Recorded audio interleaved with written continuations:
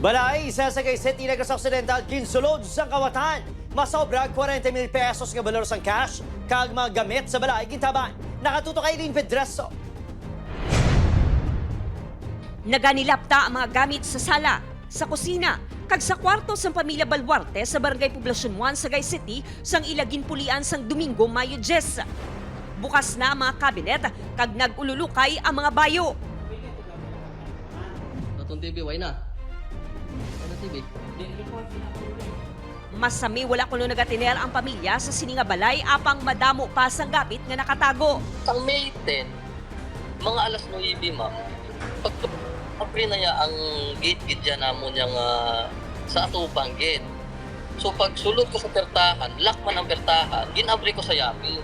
Dito na namo nakita nga, why, nawasak na mo balay, kinaransak na gate. Gakadto kami na maligo, mailis, karat namon mga gamit mo. Sa pagbanta sang tag-iya, yara sa masobra 40,000 pesos ang balor sang cash kag mga gamit nga nataban sang kawatan. Pinakauna dahil naman nakita is wala na TV mo. Kahit dito ko nagnabutang kong kwarta, mga relo ko. Laminator namon ma'am, wala na po. Ang mga carpentry tools namon, wala na. Mga pitchil, mga baso, nga mga nami. Kaya pati diaper namon nga para sa amon bata, nga gin-stock namon siya, pinubos ginadala.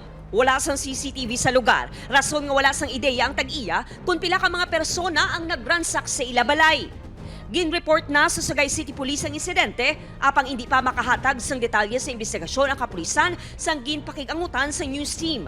Importante sunod sa Negros Occidental Police Provincial Office nga siguraduhon nga nakasarado sang maayo ang balay antis bayaan.